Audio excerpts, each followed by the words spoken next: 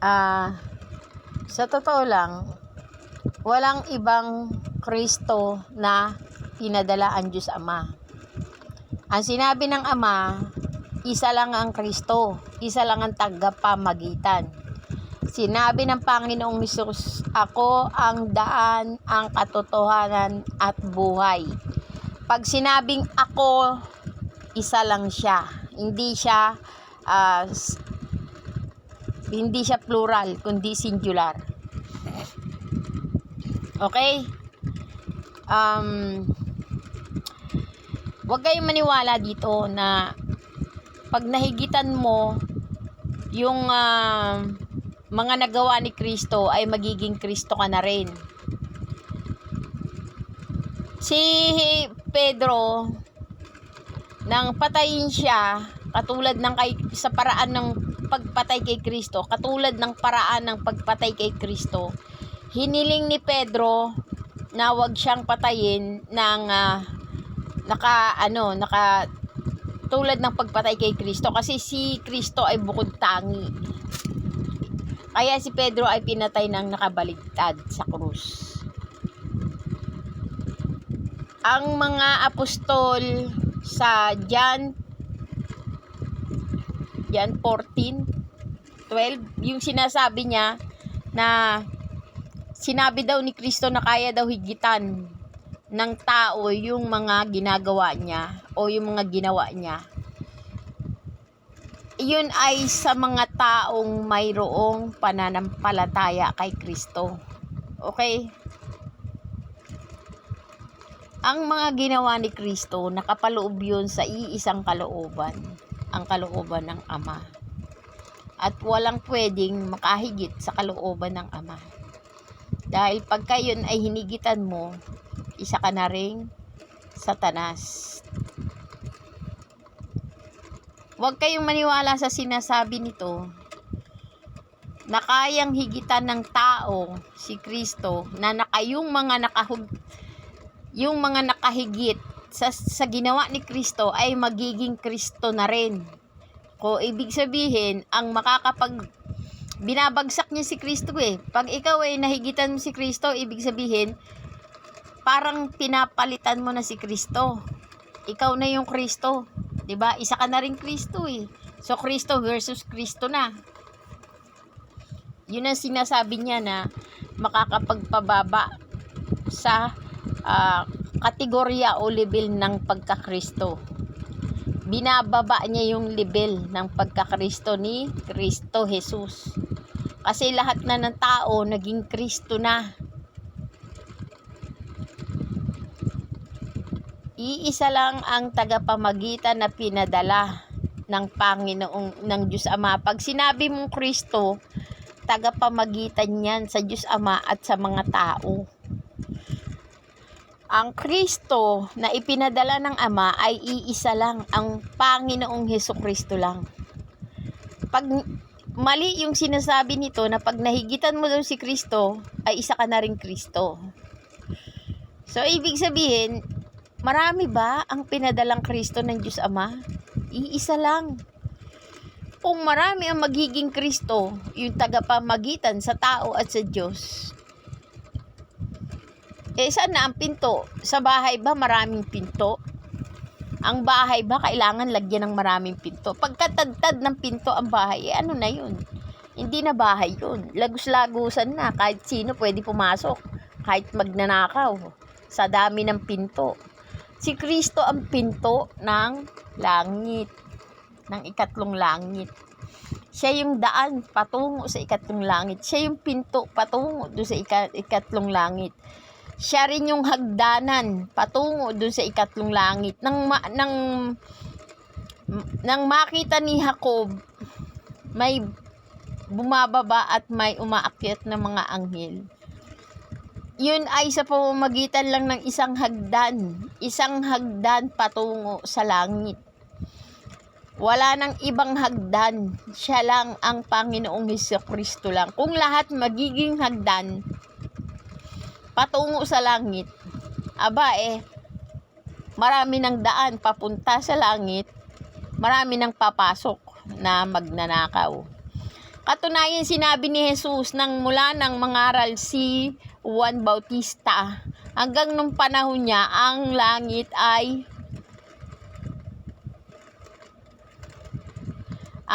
ay pinapasok na ng mga masasamang tao. Ano ba yung sinasabi niyang langit? Hindi yon langit sa ikatlong langit, kundi yung kaharian ng langit dito sa lupa. Marami nang maraming pumapasok na masasamang tao. Marami na ang nanggigipit sa kaharian ng langit dito sa lupa. Marami na nanggagaya. Pilit na nilang ibinabagsak. So, ang kaharian ng langit dito sa lupa, yun ay ang mga religion. Ang totoong relihiyon, Santiago 1:27. Dumadalaw sa mga mahihirap, sa mga ulila, tumutulong sa mga babaeng bao, nang hindi nadudungisan ang imahe o naaapektuhan o nang hindi nadudungisan ang sariling katauhan ng mga masasamang tukso sa sanlibutan. So, yun. So, ang pagtulong, yan ang inaatake na ng mga katulad nito. Itong si Genox. Inaatake niya yung religion na siyang humubog. Ang totoong reliyon tumutulong sa mga mahihirap, sa mga ulila, at sa mga bao. Ang totoong reliyon naggagawad ng katarungan, nagbibigay ng pasya, ang totoong reliyon nag-a-advise sa mga babaeng bao. So, ibig sabihin,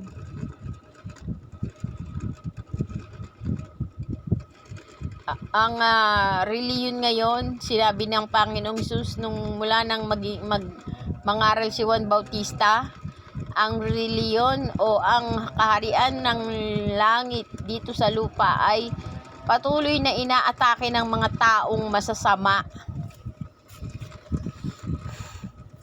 Ang kaharian ng langit dito sa lupa, mga reliyon yun, mga churches yun, na patuloy na ibinabagsak nito kasi pinapasukan niya ng iba't iba, ng kakaibang filosofiya. Sabi niya meron daw fear religion o yung mga relihiyong natatakot o takot. Ang Hinduismo daw ay hindi fear religion. Hindi daw natatakot, hindi takot na reliyon. Pero alam niyo ba ang Hinduismo ay masamang uri ng reliyon?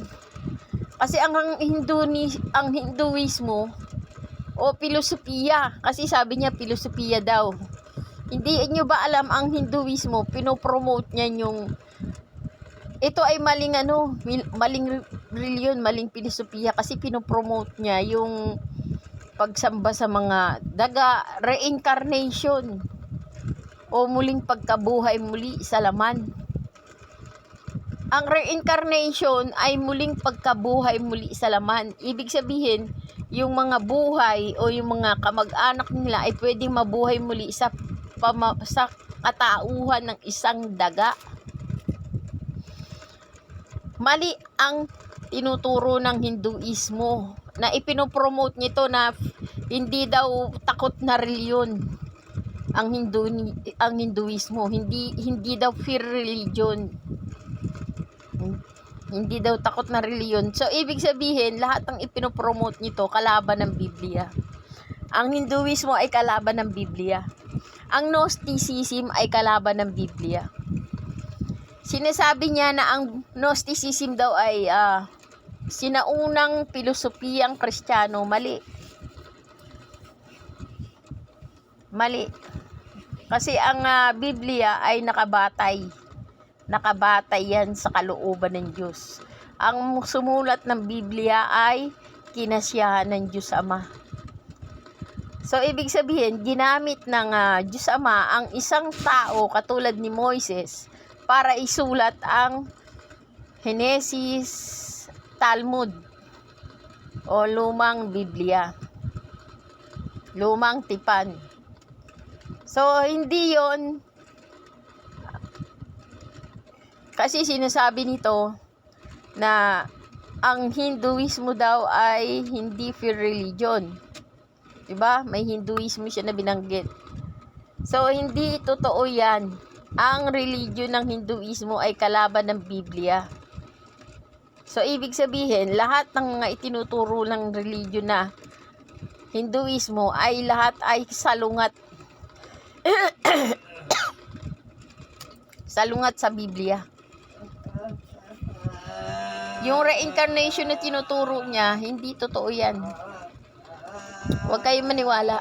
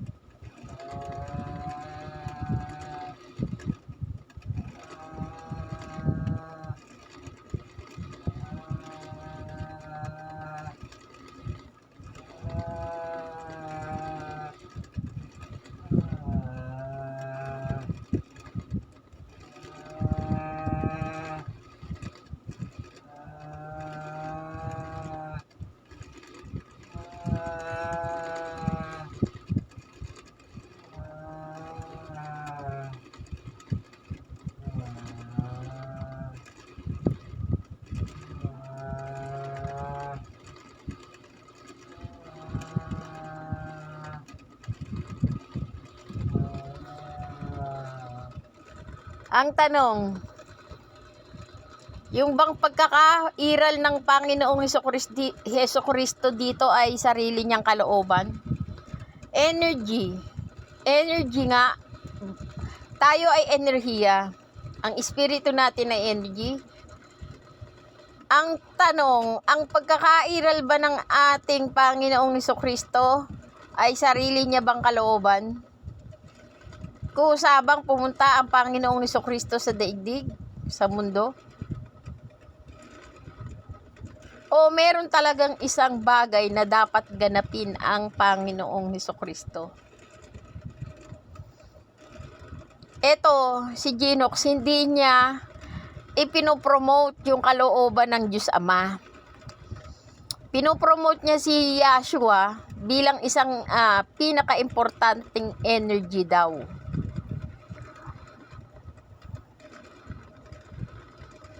Alam nyo ba, matter is an energy.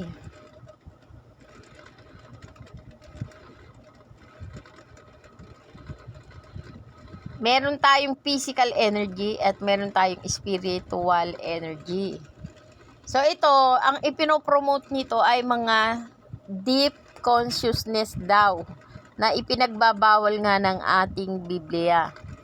Yung pag-aaral ng mga astrolohiya, pinagbabawal yan. Yung pag-aaral ng tarot card, pagbabasa ng mga tarot card, bawal yan. Yung panghuhula, bawal yan. Pero yan lahat bawal ang pinopromote nito. So, ibig sabihin, yung bawal noon, hindi na bawal ngayon. Kasi pinopromote na nga nitong Genox na to eh. 'Di ba? Yung pagbabasa ng tarot card, under yan sa Gnosticism. Oh, lahat posible. Walang imposible sa kanila. Lahat posible. Hindi nga pwede lahat posible. Bawal nga yung mga tarot card na yan eh. Pero kanilang yan, binabasa nila yung tarot card. Oh,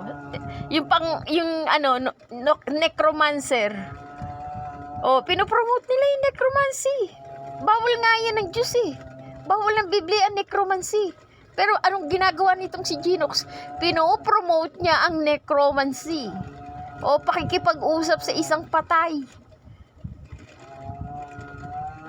Sinasabi niya na ang patay daw ay nakakausap. Oh, come on. Huwag kayong maniwala kasi ang patay, nasaan na ang patay? Pagka ikaw ba'y namatay, nag-i-exist ka pa ba? Wala na. Ang katawan mo, nagiging lupa na. Bumabalik sa alabok. Kasi alabok ang ating katawan. Alabok ang ating katawan. Pero, ang ating ang ating, kaya nga sinabing, ang ating espiritu ay nandun sa ilalim. Nasa ilalim ng altar ng Diyos. Asan ng altar ng Diyos? Siyempre, nandun sa templo niya. Ang altar ng Diyos Ama ay nasa templo. Nasa templo ng Diyos Ama. Ang altar ng Diyos. Ang altar ng Panginoon. Ang altar ng Diyos Ama, nasa templo ng Diyos Ama.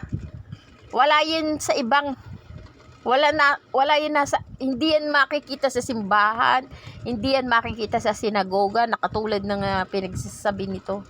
Ang altar ng Diyos Ama ay nasa templo niya. At sino ang templo ng Diyos Ama? Diba? Tayong tao. So, ibig sabihin,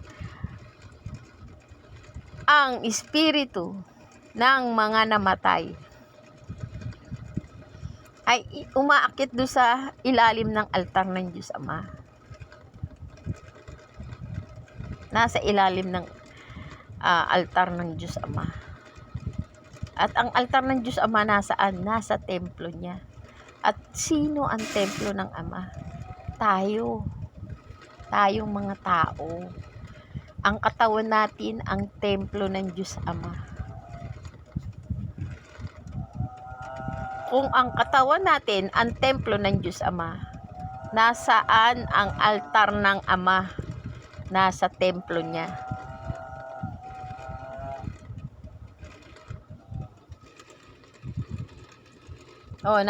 Naintindihan nyo ba? Na ang mga namatay, para lang silang tulog at gigisingin sila. May unang paggising, may ikalawang paggising. Ang unang paggising, yun yung kaniyang mga namatay. Mga alagad niya yun, mga namatay sa pangalan ng Panginoong Jesucristo. So, lahat yun ay mga mananamba ng Panginoong Jesucristo. At ang ikalawang paggising, yun naman yung mga kasama na dun yung mga makasalanan. Lahat na nang natutulog. Kaya huwag kayong maniniwala rito na tayong lahat ay Kristo. Kung tayong lahat ay Kristo, edi wala nang pagkamatay.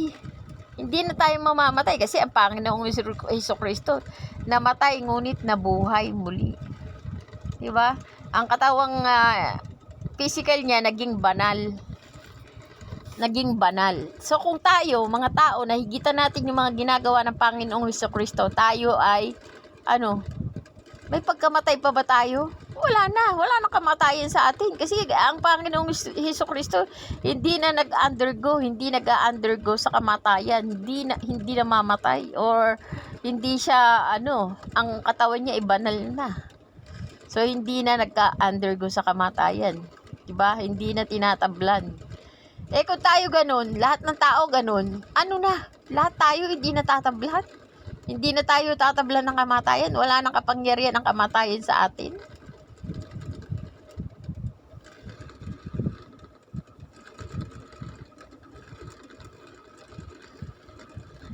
Ang sinasabi nito, sinasabi niya yung pinopromote niya yung 1:14-12. Tingnan natin ang 1:14-12. Wait lang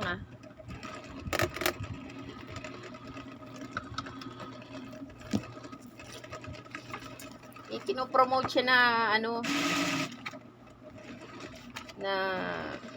saan na ba yun? 1:14-12. Basahin natin ang 1:14-12.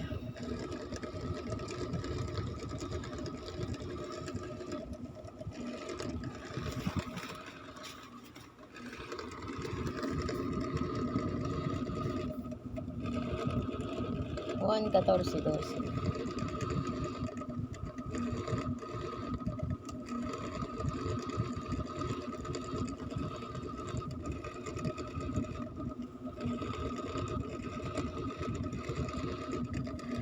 Ito yung binasa niya eh. Pakatandaan ninyo, ang nananalig sa akin ay makakagawa ng mga ginagawa ko at higit pa kaysa rito sapagkat babalik na ako sa Ama. So, ibig sabihin, ang sabi niya, kasi sabi niya dito, lahat daw ay Kristo. Lahat ng tao ay Kristo. Lahat ng nakahigit sa ginagawa ng Panginoong Hesukristo ay mga Kristo na rin. So, ibig sabihin, binabagsak niya ang level ng pagkakristo ng Panginoong Hesukristo. Kasi kung marami ng Kristo, hindi na siya ang ating superstar.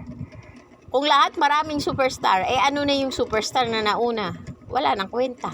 Kasi marami ng superstar. Kung lahat Kristo, ano na ang papel ng Panginoong Hesukristo? Babagsak ang level ng pagkakristo ng ating Panginoong Hesukristo kasi marami ng Kristo. Pero itong pinopromote niya na verse 1:14-12, sabi niya, pakatandaan ninyo, ang nananalig sa akin ay makakagawa ng mga ginagawa ko at higit pa kaysa rito sapagkat babalik ako sa Ama. Ang sabi niya, ang mga nananalig sa kanya ay makakagawa ng higit pa sa ginagawa niya. Yung bang lahat ba ng tao nakakagawa ba ng ginawa ng Panginoong Hesukristo? Literal ba yung sinasabi dito ng Panginoong Hesukristo?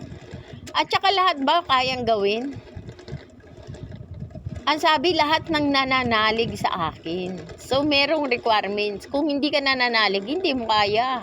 Hindi mo kayang higitan yung ginawa ng Panginoong Hesukristo. So, ano yung ginawa ng Panginoong Hesukristo dito? Na sinasabi niya na kayang higitan ng tao. Kalooban ba?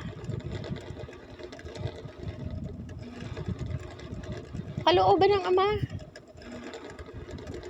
Ang Kristo, tandaan nyo, ay namamagitan yan sa tao at Diyos.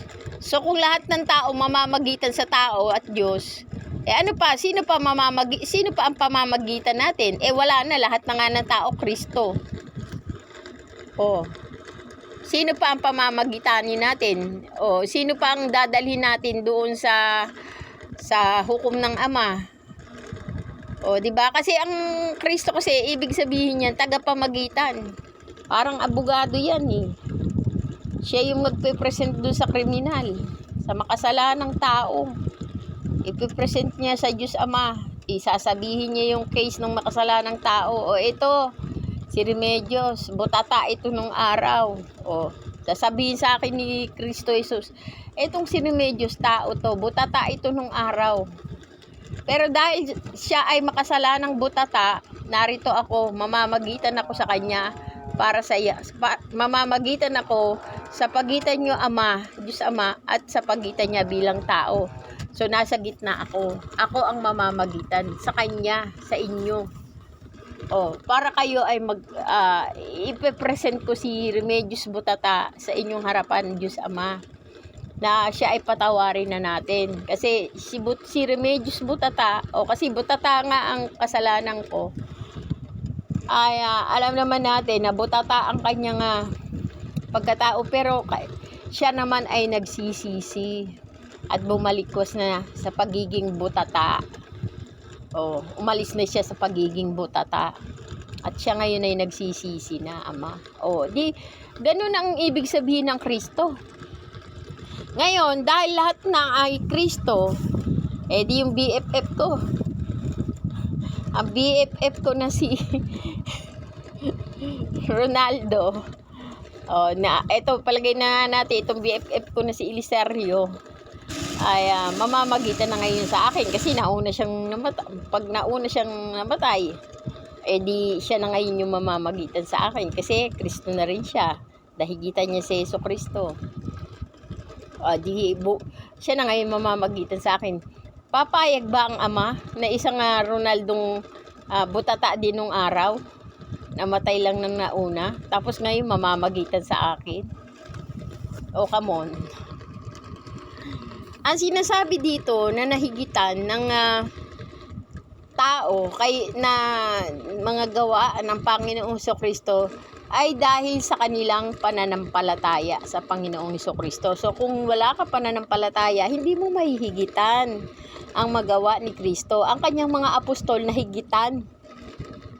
Ang kinakausap niya rito, mga apostol niya, mga followers niya, mga mananamba niya. Nung araw, kasi nung araw, ang Panginoong Hesukristo hindi nga kaya na lumabas ng Israel. Limitado ang kanyang ang oras niya at panahon, ang existence niya dito sa lupa. So hanggang Israel lang siya, hindi siya nakalabas ng Israel. Kaya yung nahigitan sa kanya, yung kanyang pangangaral. Nakapangaral lang kanyang mga alagad sa labas ng Israel. Katunayan si Pablo, nakalabas siya, nakapunta ng Malta, nakapunta ng Saudi Arabia, nakapunta ng Roma, o kung saan nangaral ang Apostol Pablo. So ibig sabihin, kung ang Apostol Pablo nakapangaral ng higit sa nagawa ng Panginoong Hesukristo, nakapag-convert, nakatawag, nakapagtayo ng mga tao sa harapan ng Panginoong Hesukristo sa pamamagitan ng kanyang matinding pananampalataya. Di ibig sabihin, si Apostol Pablo ay masasabi nating isang mahalagang gawain ng kanyang nagawa o na-achieve sa pamamagitan ng kanyang faith o pananampalataya sa Panginoong Hesukristo. Katunayan, sinabi ng Apostol Pablo, namatay ako nung una, pero ngayon ako ay nabuhay. At ako ay nabuhay, hindi na ako ang nabubuhay, kundi ang Panginoong Hesukristo. Ibig sabihin, namatay siya kasi before siya ay walang pananampalataya sa Panginoong Hesukristo. Yung unang existence ni Pablo, isang Pablo na walang pananampalataya sa Panginoong Hesukristo.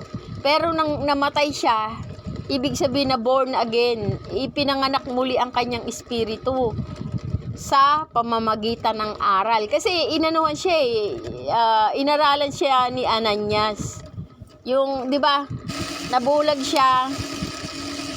Pinadala siya kay Ananias para imulat muli ang kanyang mata.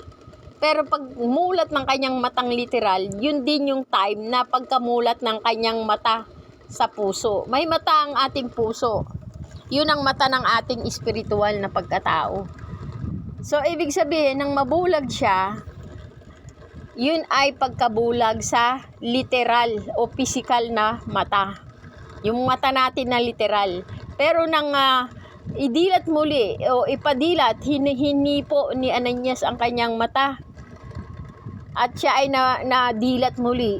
Ang hindi lang literal na mata ang dumilat sa kanya, pati yung mata ng kanyang puso o spiritual na mata. At nang ibig sabihin, naaralan siya. Inaralan siya ni Ananias tungkol sa ating Panginoong Hesukristo. Nagkaroon siya ng pananampalataya sa ating Panginoong Hesukristo kasi noon siya ay isang Hudyo na Pariseo na walang sampalataya sa Panginoong Hesukristo. Pero nang siya ay mamulat muli, ang kanyang espiritual na katauhan ay namulat sa pananampalataya sa Panginoong Hesukristo. So, ibig sabihin, si Pablo ba ay naging Kristo? Naging Kristo ba si Pablo? Namulat ang kanyang espiritual na mata.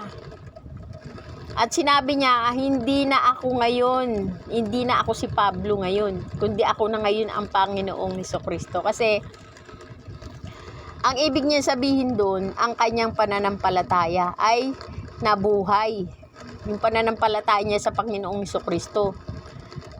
Pero hindi sinabi na siya ay isang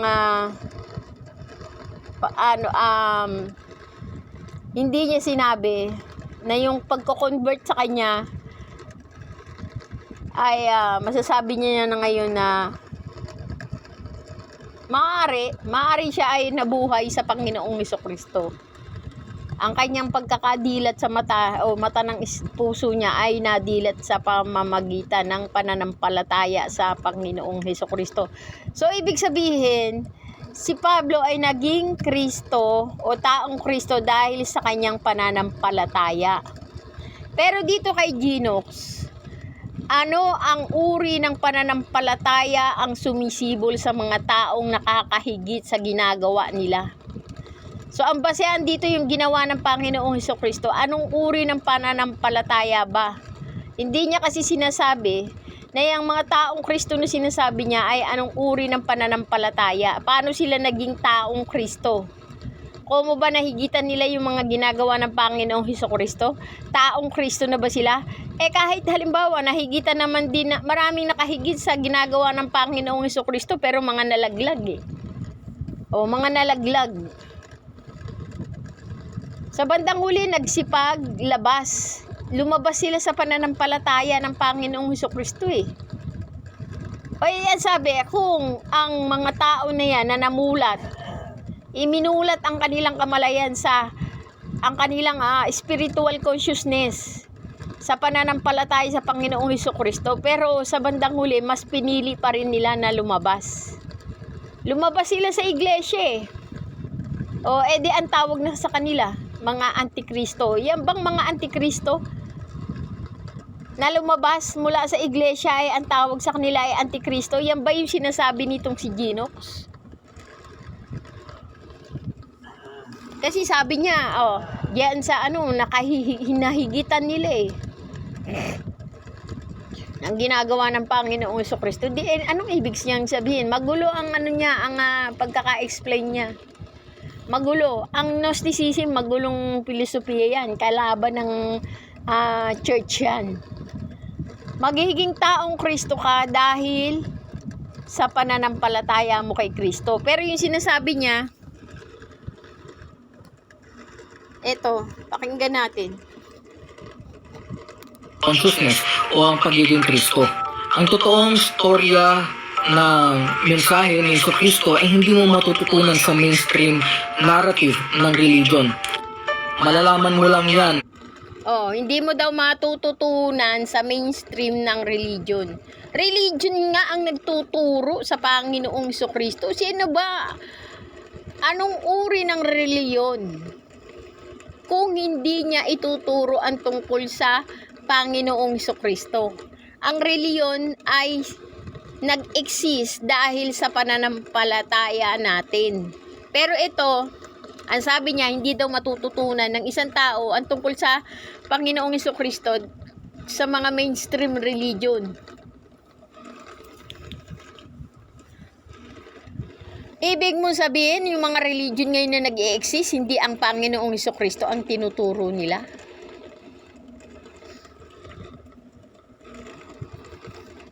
Di peke yun. Ang sinasabi mo kasi ay peking reliyon. Magulo talagang nito Anong uri ng reliyon ang nagtuturo ng katotohanan sa Panginoong Hesukristo? Peking reliyon? Kasi ayaw niya nga ng religion kung religion ay hindi itinuturo ang Panginoong Hesukristo, anong klase? Di ayaw mo talaga ng religion. Religion nga nagtuturo sa Panginoong Hesukristo. Kapag bukas ang iyong third eye, bukas ang iyong mind's eye, at if you are digging in the esoteric version ng mga mensahe ni Jesus Christ, bukod sa Christianity, saan pa ba tayo makakakuha ng information tungkol sa totoong mensahe ni Yeshua o ng Kristo? Kaya naman napunta rin ako sa bukod sa reality, saan pa ba tayo makakakuha? Di ba Biblia? Sa Biblia lang. Kung kukuha ka pa doon sa iba't ibang religion, kasi gusto nito i-promote niya yung iba't ibang religion pagsasama-samahin daw niya pinagsama-sama niya yung religion ng Taoism, pinopromote niya yung mga Taoism, Buddhism. Kalaban nga ng Kristyanismo yung mga yan di ba? Si Tao Kama, Buddha, namatay yan dahil kumain ng lason. Accidentally, kumain siya ng kabuting lason. Kung yan Kristong totoo, alam niya na lason yun. Sana hindi niya kinain. Diba? Kasi ang Panginoong Kristo may ano yan eh, may extra sensory power eh. O, di ba? Kasi bakit ko nasabi? Di ba noon ng mga tao kukunin siya at ihahalal siyang hari. Gagawin siyang hari eh. Kukunin siya ng mga tao. Hindi pa alam niya na yun eh. Hindi alam ng tao na alam ng Panginoong Kristo ang mangyayari. Oh, nung kinukuha na siya ng mga tao para gawing hari, nagtago ang Panginoong Kristo. Pumunta siya doon sa kabilang pampang. Lumayo siya doon sa crowd. Kasi alam niya mangyayari eh, kukunin siya eh. Pero ang tanong, alam ba ng mga tao yun? Alam ba ng mga tao na alam ng Panginoong Kristo ang mangyayari? Hindi eh. Kaya, ang Panginoong Kristo alam niya kung ano yung mangyayari. Kaya lumayo na siya. Oh. O kita mo, nagpunta siya sa Islam, nagpunta siya sa... Ang Panginoong Kristo, kalaban nga ng Kristyanismo ang Islam eh. Ang mga tinuturo ng Islam, hindi yun naman kalaban ng Kristyanismo. Tapos pupunta siya. Di ibig sabihin, hindi siya, wala siyang dominion. Wala siyang kinabibilangan na anumang uri ng sekta o reliyon. Wala. Hindi rin siya nabibilang sa filosofiya wala rin siya kinabibilang filosofiya kasi pinakyaw niya. Pakyaw lahat. Islam, napunta rin ako sa New Age spirituality, and at the same time, yung lastly is the Gnosticism. And to tell you honestly, yung esoteric side, yung pinakamalapit sa katotohanan, base sa patterns na nakita ko from years of studying different spiritual disciplines, including Buddhism, Hinduism, Taoism, Gnosticism. O, tanungin natin si Sisi ha, kung ano yung Hinduism. O, kaalaban ng ano yan, Kristyanismo, ang Hinduism. Para sabihin ko sa inyo. Sisi, what is Hinduism? Hinduism is a complex and multifaceted religious tradition that originated in the Indian subcontinent. It is often described as the world's oldest living religion, with roots dating back to the Indus Valley civilization. While there is no single founder or single scripture, Hinduism is characterized by a diverse array of beliefs, practices, and philosophies that have evolved over millennia. Defining Hinduism, a journey through time. The term Hinduism itself is a relatively recent invention, coined by British writers in the 19th century. Before that, the term Hindu was used by outsiders, primarily Persians and Greeks, to refer to the inhabitants of the Indus Valley. In the 16th century, Sabi, Persian at Greek, sila yung unang gumamit ng Hindus. Kasi sila yung nire-refer nila na pagka sinabi nilang Hindus, nakatiriyan sa Indus Valley o sa mga taga-Hindus, kaya sinabing Hinduism. Pero sabi, imbento nga lang daw yung religion na yan ng mga British scholar. Pero ang tawag sa kanila ay 5 oldest ancient religion. Tignan mo, defining journey through time. Tignan mo, the term Hinduism itself is relatively recent invention. Ayan, recent invention coined by British writer. Pero ipinopromote to ni Genox. O lahat ng Taoism, pinopromote niya yan. Ewan. Kung siya ay Kristiyano, kalaban nga ng mga Kristiyano, dapat focus lang siya doon sa pagiging Kristiyano. Hindi yung pupunta siya sa Islam, pupunta siya sa Hindu, pupunta siya sa Taoism, sa Confucianism, sa Taoism. Putik na yan. Sabi, Hindus prefer to use term Sanatana Dharma, meaning eternal Dharma, to describe their faith. Sabi, Hindu was used by outsider primarily Persian and Greeks to refer to the inhabitants of the Indus Valley. In the 16th century, Indians began using the term to distinguish themselves from the Turks. Oh, may Turks kasi. Over time, the distinction shifted from ethnic or geographic to primary religious. So, Hindu was used to by outsider, primarily Persian, mga Iranian at Greek. Nagamit nila yung Hindus to indicate inhabitants of the Indus Valley. So, many Hindus prefer to use the term Sanatana Dharma to describe their faith. This emphasizes the timeless and universal nature of the tradition, transcending historical boundaries and specific interpretation. Another term used is Vedic Dharma, referring to the Vedic scripture that form foundational text for many Hindu tradition. Core beliefs and practices. Despite its diversity, Hinduism shares some common theme and practices. Dharma refers to the cosmic order. Karma and samsara. Karma is the law of cause and effect, where action have consequences in this life and future. Samsara is the cycle of birth, death, and rebirth driven by karma. So, kasing samsara nila, ano daw to, pattern. Parang pattern ito ng cycle of birth, death, and rebirth driven by karma. Kasi, ang sabi nila, pag daw mabuti kang tao, mabubuhay ka muli bilang isang tao. Pero kung ikaw ay masamang tao, mabubuhay ka daw muli bilang isang daga o bilang isang kaya ini-exalt nila ang daga o sinasamba nila ang mga daga. Kaya hindi rin nila pinapatay ang mga baka kasi ginu-Diyos nila ang mga baka. Ang baka ay Diyos nila.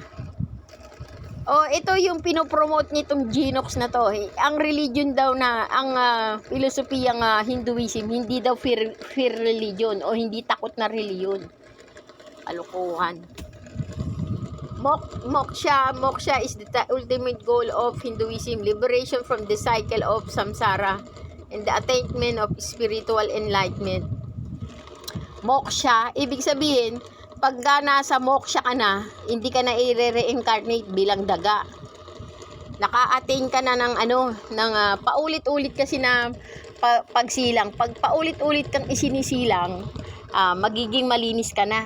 Hanggang sa isang araw, hindi ka na isisilang. Ibig sabihin, nakaabot ka na doon sa spiritual enlightenment. O kumbaga, sa kasisilang mo ng kasisilang, o kaka-reincarnate mo ng kaka-reincarnate, natututo ka. Nagkakaroon ka ngayon ng spiritual enlightenment. Nakakaabot ka na ngayon doon sa pinakamataas na rurok ng pagkagising sa spiritual. Kaya hindi ka na ngayon matatanggal ka na ngayon sa pattern ng pagkasilang muli ng samsara at ng karma.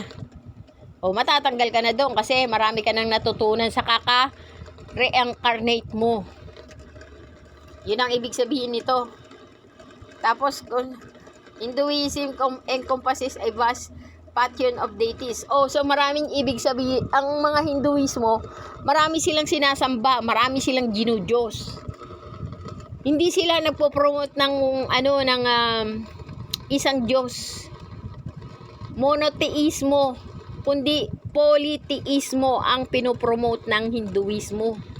Kalaban ng Kristyanismo ang Hinduismo kasi marami silang ginudiyos. Polytheism ang pinopromote nila. Marami, poly. Whereas ang Kristiyano, monotheistic. Ibig sabihin, isa lang ang ginudiyos. Ang mga Kristyanismo. Pero itong Hinduismo, marami, poly. Ginudiyos nila baka. Ayaw nila ng di nila pinapatay ang baka. Sarap nga ng baka eh. pag ginawa mong mami, 'di ba? Pero sa kanila hindi nila kinakain ng baka.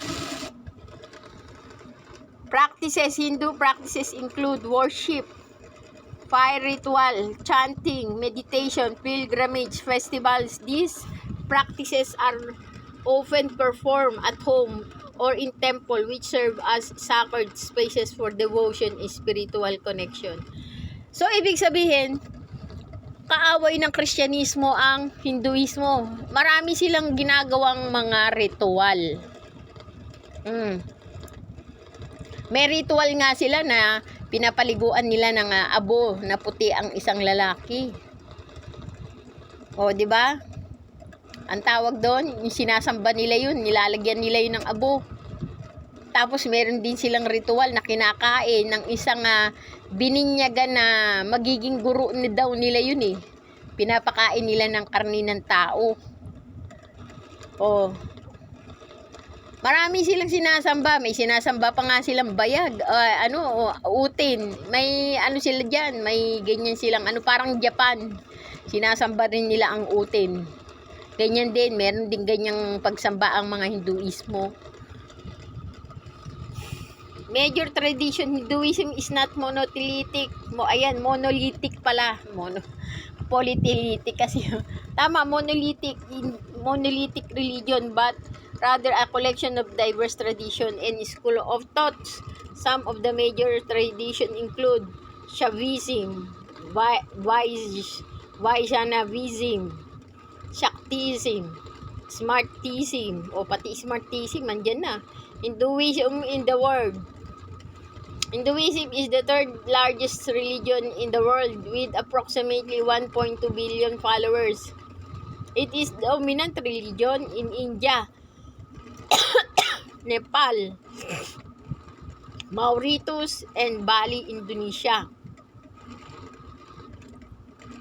Hindu communities are also found in significant numbers throughout South Asia, Southeast Asia, the Caribbean, the Middle East, North America, Europe, Oceania, Africa, and other regions. Marami palang na-impluwensya ng Hinduismo. Hinduism is a rich, complex tradition that has evolved thousands of years. So, ang kasi ng Hinduismo, ang Hinduismo, iba't ibang uri ng pananampalataya. Habang tumatagal, ina-absorb nila yung pananampalataya din ng ibang pananampalataya. Parang Katoliko din ang Hinduismo. 'Di ba? Kumbaga, ang Hinduismo nagka-camouflage. Kung ano yung pinakapitan nilang pananampalataya, nagbe-blend sila doon. Nagbe-blend. Hindi katulad ng Kristyanismo. Ang Kristyanismo, pag halimbawa humalo siya doon, hindi siya nakikiblend. Hindi niya niyayakap kung ano yung pananampalataya ng hinaluan niyang kultura o tradisyon. Nag-i-stick ang Kristyanismo sa pananampalataya sa Panginoong Hesukristo at sa Diyos Ama at sa banal na Espiritu. Hindi katulad ng Hinduismo, pag kumapit siya sa ibang kultura, ina-absorb nila yung ibang kultura na yun at ibine-blend nila sa kanilang religion na Hinduismo. Kaya nagkakaroon ng vast complex. Dumadami ang kanilang deities o mga sinasamba kasi yung sinasamba nung sinaniban nila na kultura ay magiging Diyos na rin nila. O, 'di ba? Katulad ng Katoliko, yung mga isinukan niya noon na Protestantism, 'di ba? Isinusukan niya ang mga Protestante noon, ngayon niyayakap na ng Katoliko. O, di ibig sabihin, hindi na yon totoong religion. Yon ay political power na para makuha na o mapasunod niya ang mga protestante, iniyayakap niya para makuha niya ang loob, masakop niya. Ganun. Di more on political power. Political power. Okay? Tapos, ang pinopromote niya ay Taoism. What is Taoism? The vision of Hinduism, as presented in the search results, is multifaceted and centers around the concept of self-realization and union with the divine. This vision is not limited to a specific group or time period. Daoism, Daoism.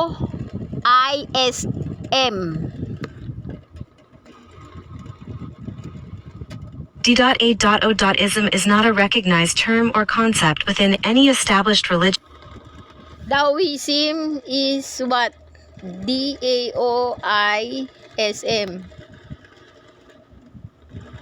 You're right. D.A.O.ism is likely a misspelling of Taoism. Taoism is a philosophical and religious tradition that originated in ancient China.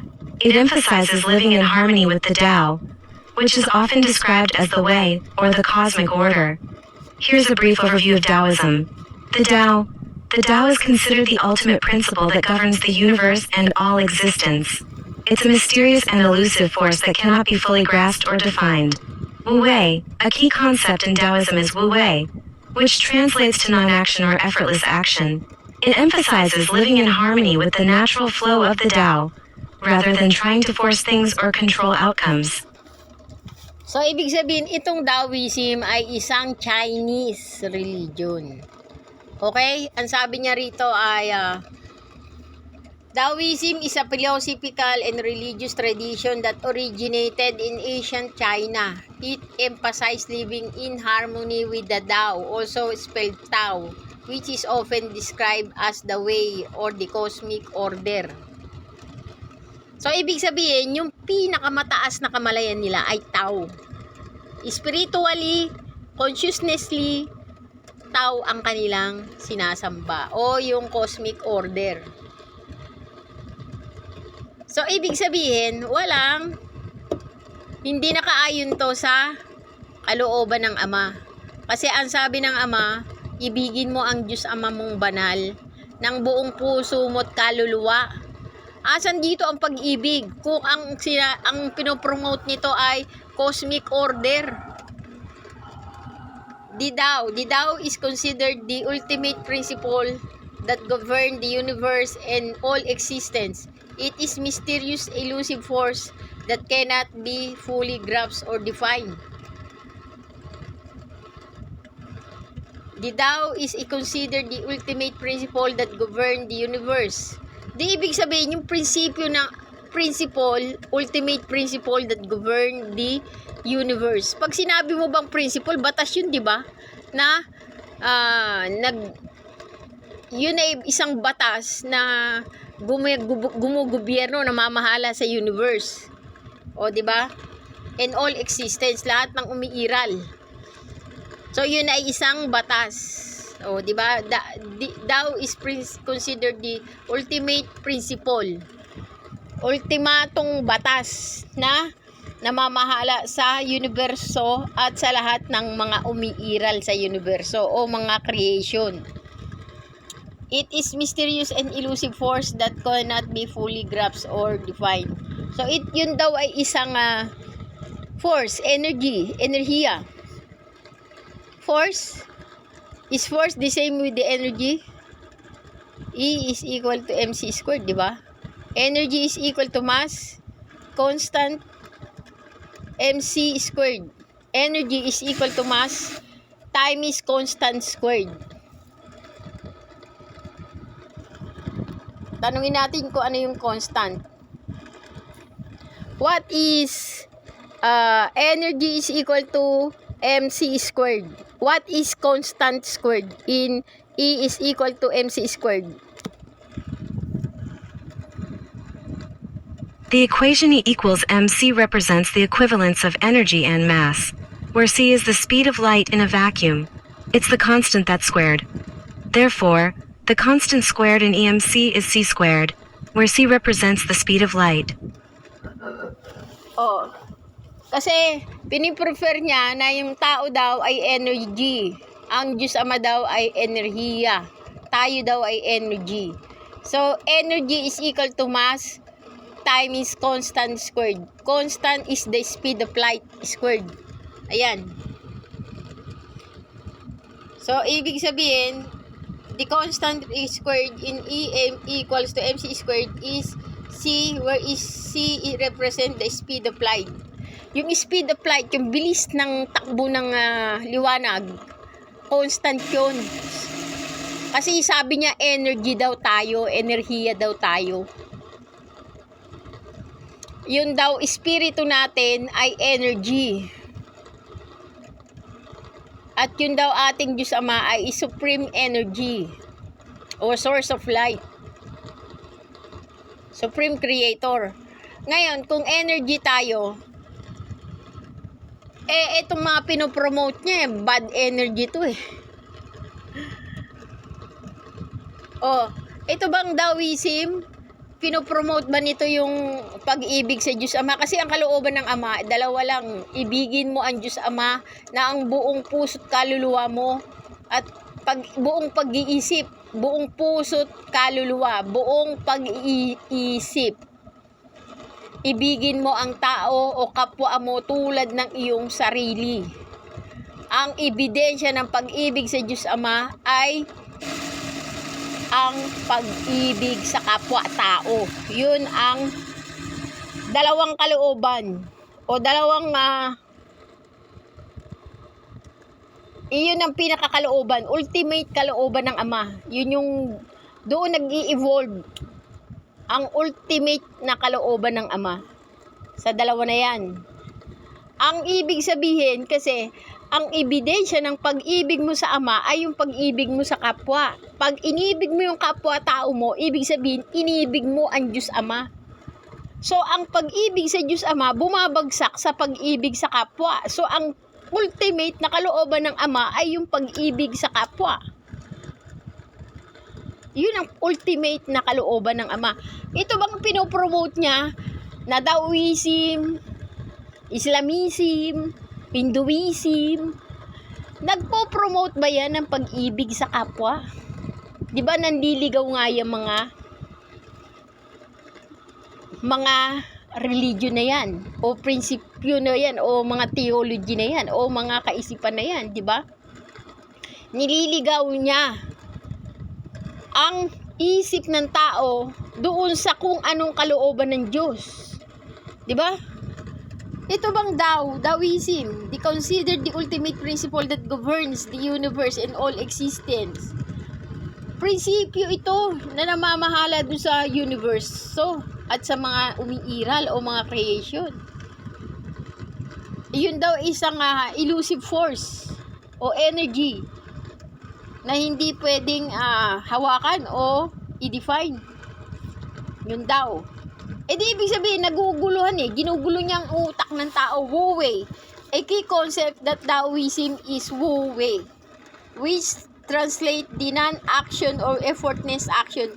It emphasizes living in harmony with the natural flow of the Tao, rather than trying to force things or control outcomes. So, ibig sabihin, yung Wu Wei, yung makikisama ka dun sa isang puwersa na gumo-govern o namamahala sa universe at sa mga creation, o makikisama ka doon. Yun yung Wu Wei. A key concept of Taoism. Yin and Yang embraces the concept of yin and yang, representing the complementary forces that universe of the ang yin and yang, ang yin and yang parang white and black yan, magkalabang puwersa yan, magkalaban o magkasalungat na puwersa. Sabi, ibig sabihin, yin is associated with feminine qualities like darkness, passivity, and receptivity, while yang is associated with masculine qualities like light, activity, and assertiveness. So, si yang ang puwersa ng kabutihan, kasi light, activity, and assertiveness. Si yin ang puwersa ng kasamaan, kasi siya ay darkness, passivity, and receptivity. Darkness ang yin, ang yang light. O, di ba? Magkalabang puwersa yan. Isang dark at isang light.